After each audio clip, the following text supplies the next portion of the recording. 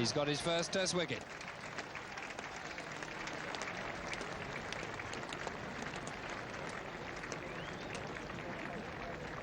Congratulations all round for Terry Alderman. A vital wicket, and what a one to claim too as your first Test victim, the great Geoff Boycott. A very important breakthrough indeed for Australia.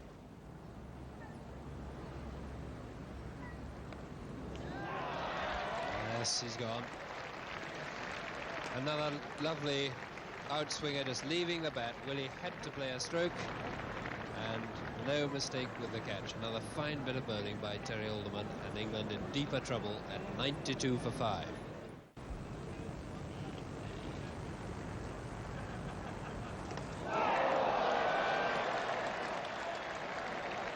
Right over the top of it, swinging Yorker, and England's captain on his way. And a great bit of bowling again by Alderman, and you can see the disappointment on Botham's face. It can be a cruel game.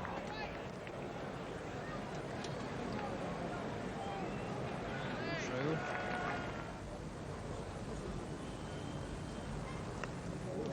And a good catch again. There at fourth slip is Graham Yallop.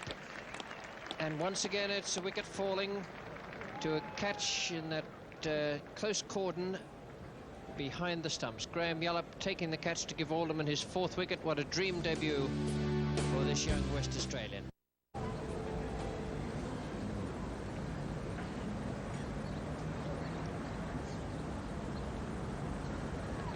And he's gone. Couldn't get his bat out of the way of that one.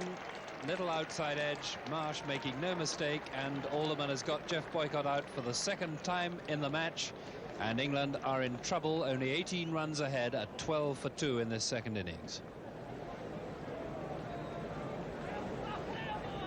Again, this movement away from the bat. Good length ball. Draws Boycott forward. And up they go. No mistake whatsoever. Very experienced player with 3 Test hundreds against Australia. He's got a better record against Australia than against any other team. He's going to need all that experience now. Oh, yes. And great catch. A very fine low catch indeed by Rodney Marsh. And England now really in deep trouble at 13 for 3. A pair for Bob Woolmer on his return to the England side, and another very good delivery indeed by Alderman.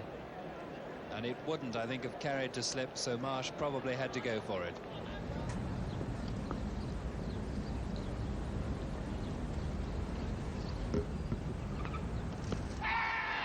Yes, he's out.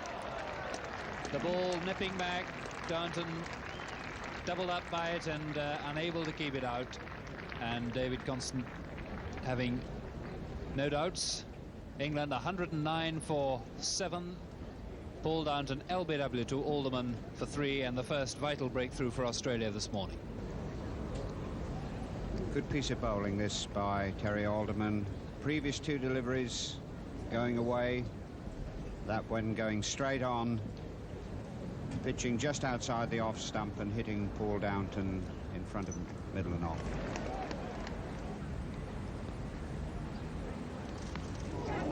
It's in the air, and a simple catch for Rodney Marsh. England's 9th wicket goes down. Alderman takes his 5th and his 9th in the game, and England have just 1 man left.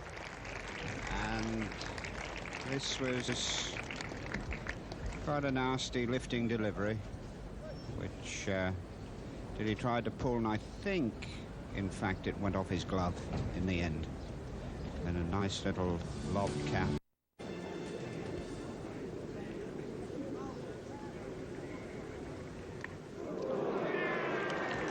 Very well bowled, but my word, it did cut a long way off the seam. Alan Border safely took it there at slip.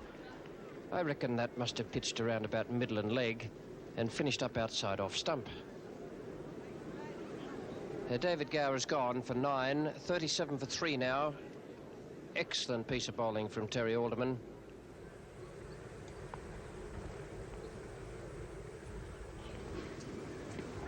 That's close, yes.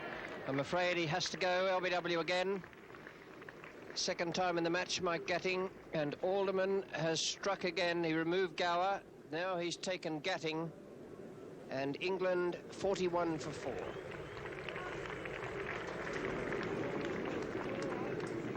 Mike Gatting felt it might have been going down the leg side.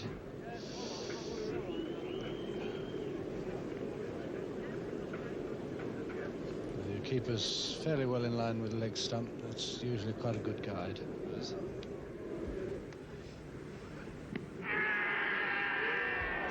And he's gone, and a very reluctant lever of the crease. Alderman getting the vital breakthrough for Australia when it seemed that Boycott just simply couldn't be penetrated. And he does not look very happy with that, but that's partly, I'm sure, because he's not put a foot wrong.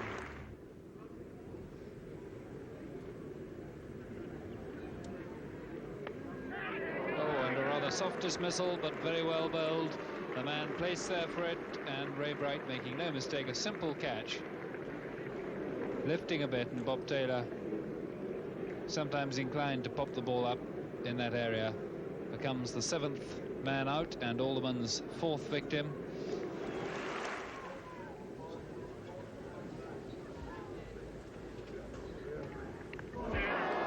And I suspect it was always on the cards once Alderman decided that would be his angle of attack. Complete change of angle there. Was always likely to nonplus the left-hander. But what a splendid knock that was from Graham Dilley. 56. Bowled Alderman. Oh, that's out. Yes, that absolutely plumb. And Alderman has got the ball moving around out there very nicely. The outswinger to the right-hander, and that was a very good delivery. Yes, I don't think there was much doubt at all about that. That was a fine delivery by Alderman. He's got just the right amount of swing.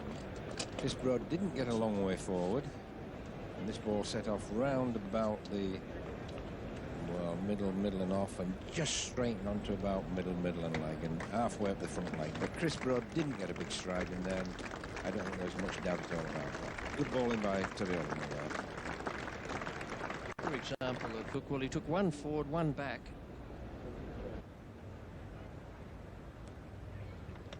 Oh, it's bowled in. Second Middlesex duck. Embury. Bowled by Alderman for naught. England 185 for 6. Remarkable that that got through.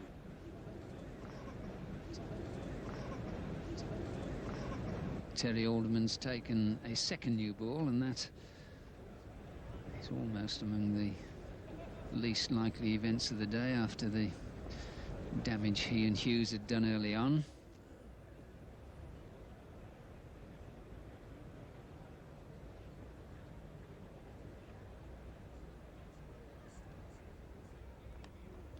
And that's out. So the taking of the new ball worked. Dilley's the man out caught. Off the bowling of Alderman, he goes for 7. Russell's left undefeated on 64, and England all out for 286. And the new ball, just that little bit of extra pace off the wicket, catching the edge and carrying through the slap. But very good performance there by the England tail end batsman. And then you see that again, just carrying. So this wicket is pretty easy pace. Earlier on in the day, that would have probably carried much higher up to slip. But I think it's gone into a good batting pitch now, and Australia will be well satisfied with that performance.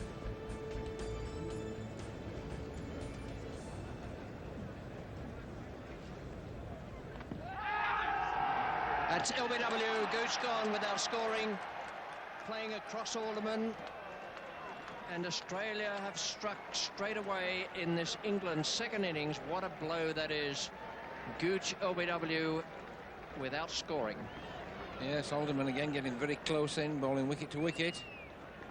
And that ball just holding up again from the leg side a little. Gooch having to play across that front leg a little. And that really is a blow for England. Gooch is the one batsman who's looked capable of going on and playing a long innings, but he's on his way for nothing. That might be out. Certainly very confident and given. Dickie Bird waited to think about it, and Kim Barnett looks a candidate for that sort of dismissal on the shuffle. And with Alderman always likely to move the ball about a bit, that's the result. Pad is in position almost before Alderman bowls. It hits the pad first onto the bat, and another bit of good captaincy by Alan Border. He's got the man in the right place. The bat pad and the second England wicket goes down with the total on 18.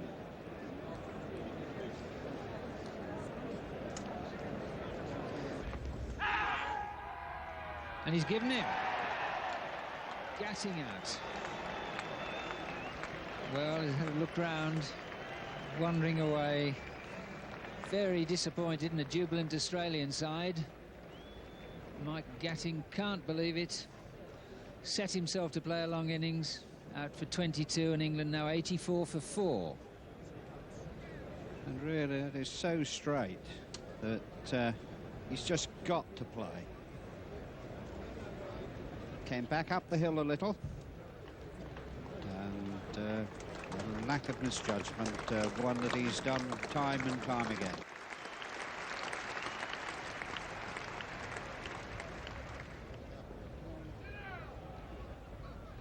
Bowling a sad end to a great fight, but jubilation and joy for Australia, because the last of the recognised batsmen has been bowled by Terry Alderman. Robin Smith is out for 96.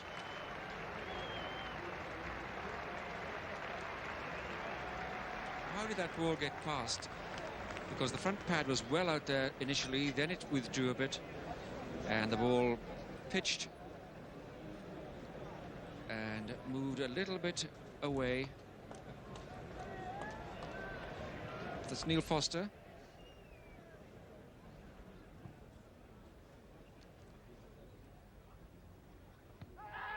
That's out, I'm afraid.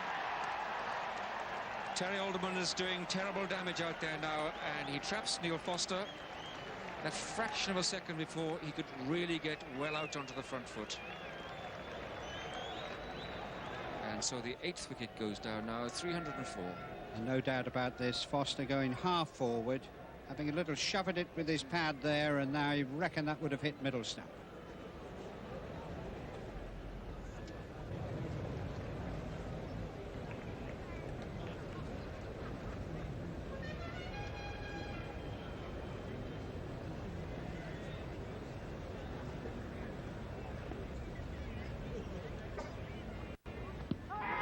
Oh dear, it's the second one in the innings. Mike Gatting first, and then Paul Jarvis. This fella bowls so straight. As he hardly bowled from the corner of the crease, he was always a strong contender to get those LBW decisions.